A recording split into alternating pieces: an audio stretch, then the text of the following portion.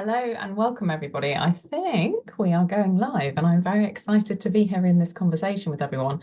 We are right on the nose at 4:30. I'm going to give it a couple of minutes just to wait for people to jump on and ask any questions or comment as we go. Let's say hey if you're there. Let me know whereabouts you are.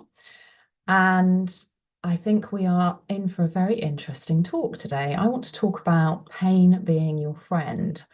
And I know that that sounds a little bit different, a little bit odd. People might think of pain being the opposite to their friend, but it is. It is, in fact, your friend. And I'm going to talk to you about why that is. In case you don't know who I am, my name is Savannah Alalier, and I'm going to be your guide to unlocking your potential as a high functioning human.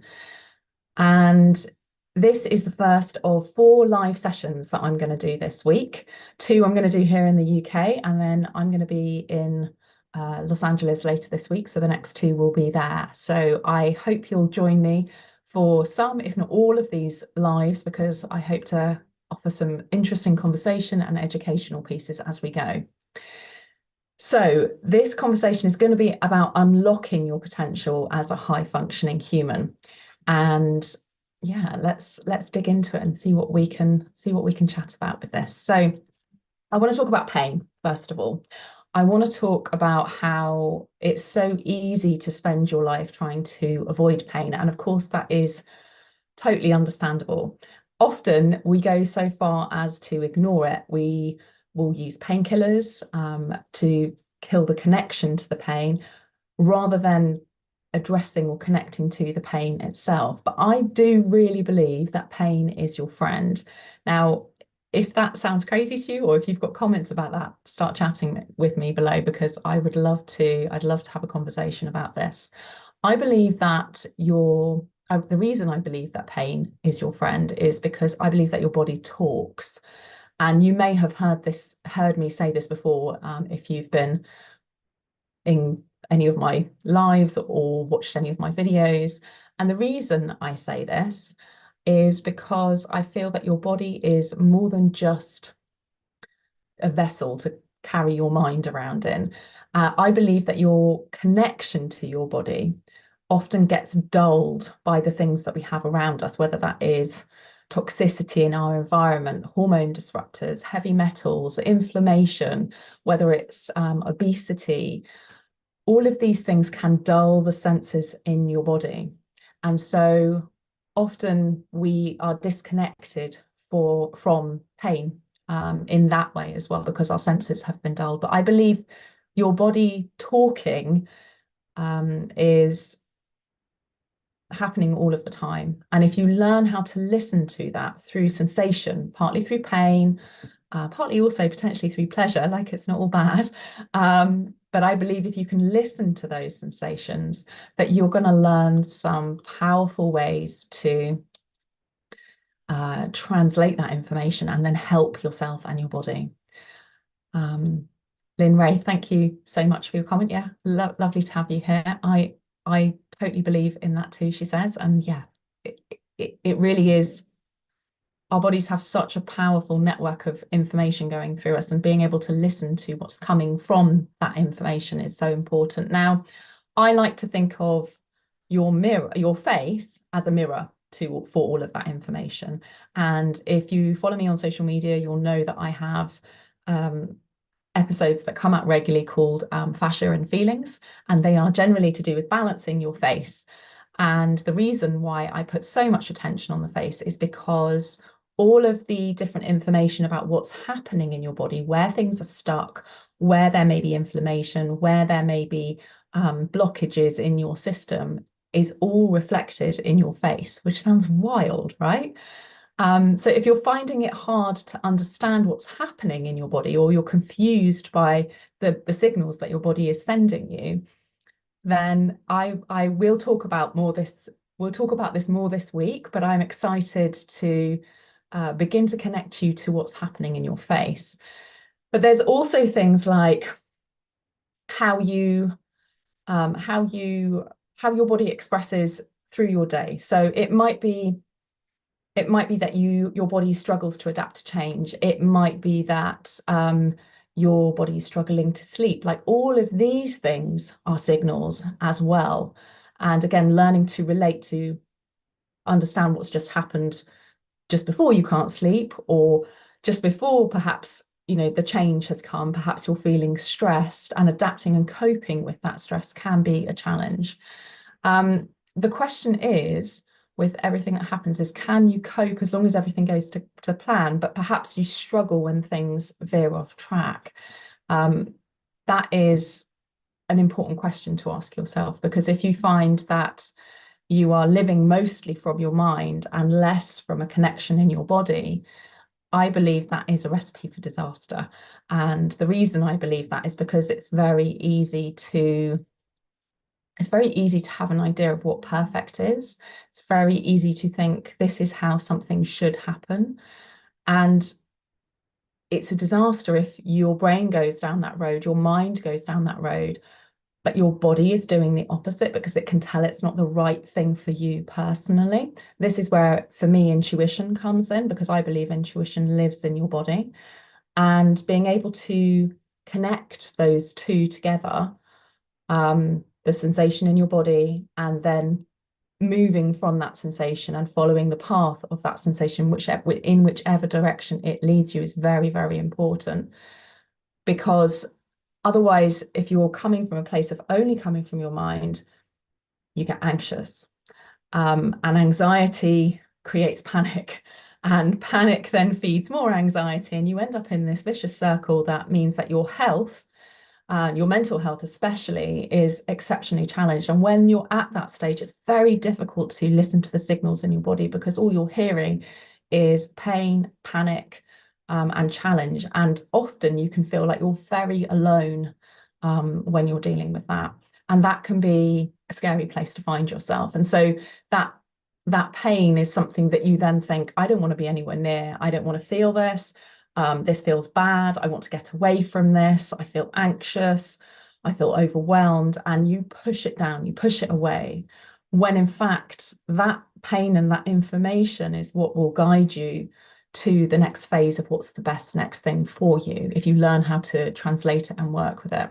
Now, I've worked with people for over 25 years. I've worked in personal development, and I've dedicated my life to helping people like you reach your fullest potential into what I like to call becoming a high functioning human.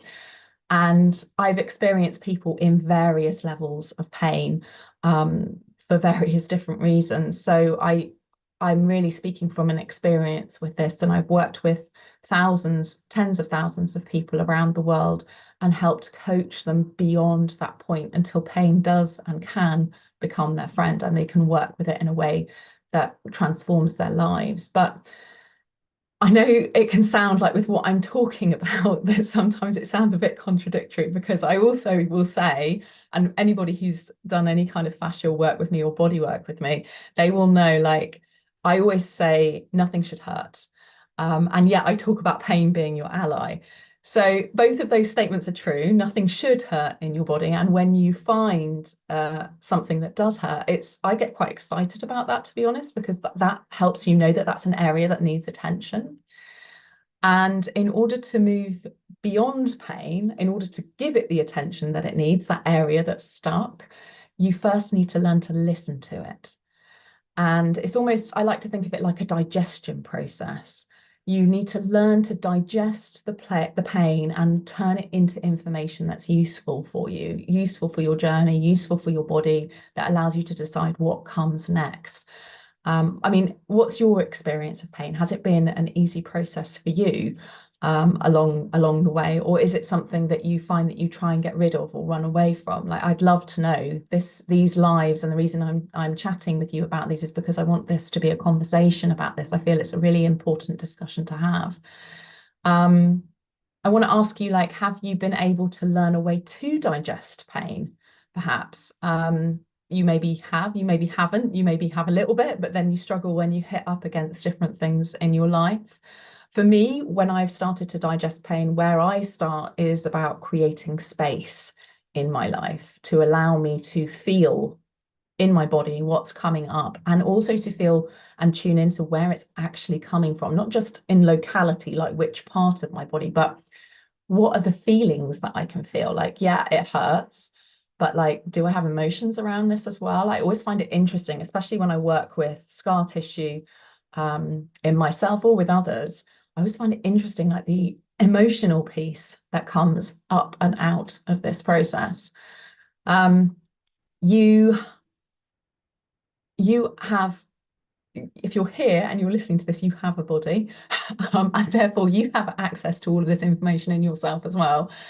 And all of that information across your entire body basically all feeds into your face. And this is why I always come back to this face piece, because that information about where there are problems or challenges is all in the face. And I know I've already said that in this live, but I really am passionate to inspire people to recognize the potential of the information that they have access to and what they can transform in their bodies just by learning.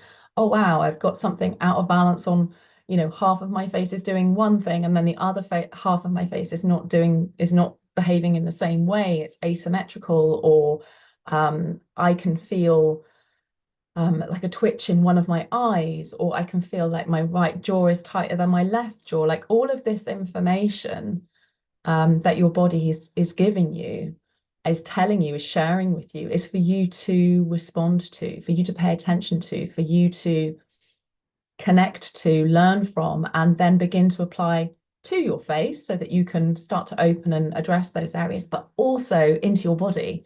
You can learn about how, if there's something going on in one side of your jaw, how that relates into your hip and the side of your lower back and down into the leg and even into the knee. Like all of these things are interconnected.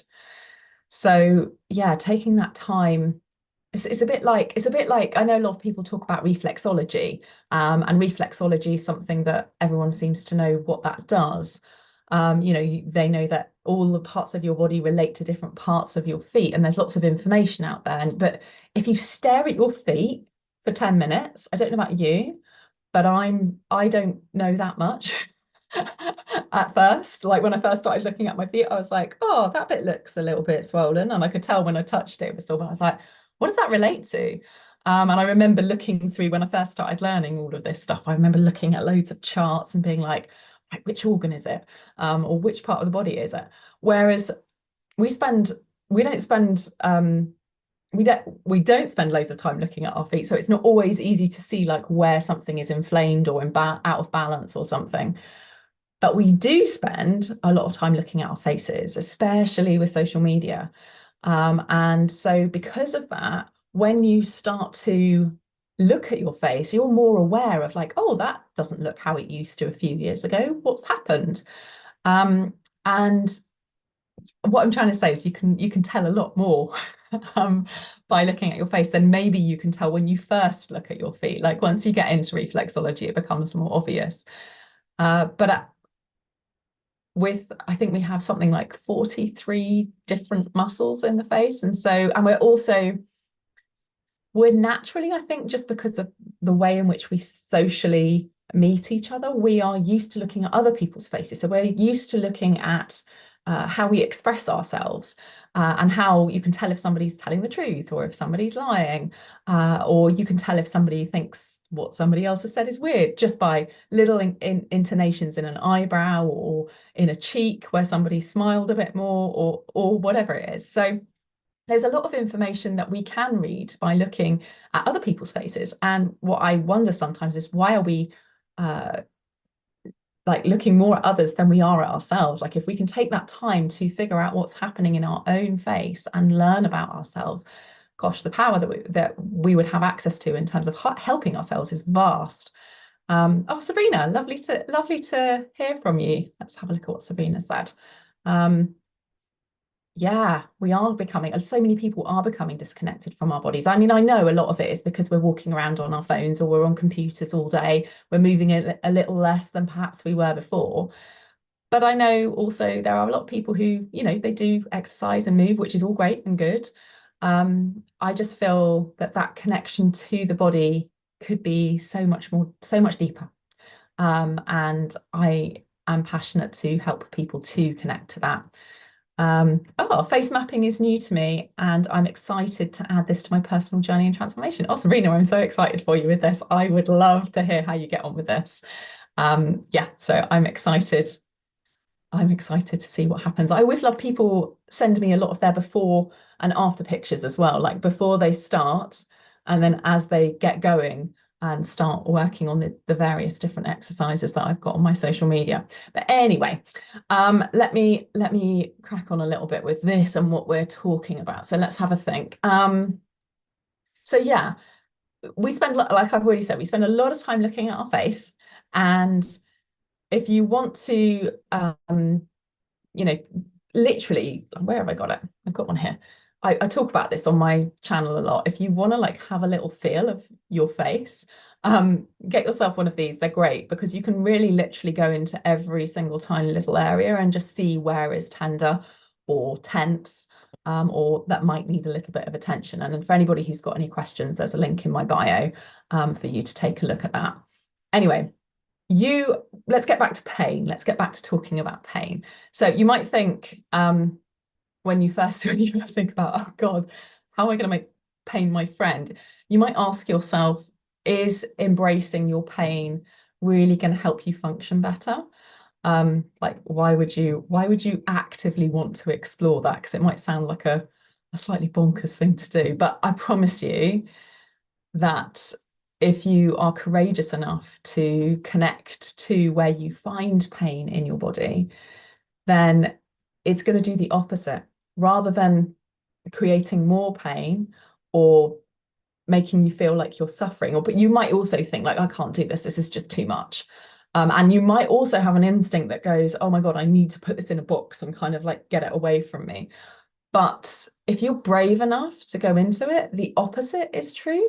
And what starts to happen if you're willing to go, I'm ready to make some changes, then you will transform how your body gives you information. Now, if you want to put something in a box, I want to ask you, like, what's going to change if you change nothing? Like, what will change in your life? So if pain is something that you're experiencing or you've had a challenge with, and I've got my own story around this. This is something I'm going to go into in the videos later in this week because I've had a real journey with pain myself. So I can relate to that approach, and, nervousness around it. But I will also say that if you have the courage to go into it and explore it, and I will guide you every step of the way with this, I will say you deserve to show up for yourself in this way because it will transform your life and it will transform the sensations in your body as well. Anyway, I have loved having this little conversation with everybody, and thank you for all of you who've been on here live. Thank you for all your comments, and I appreciate you chatting with me about this. I will invite you to comment gift below this, and we're going to send you a little something.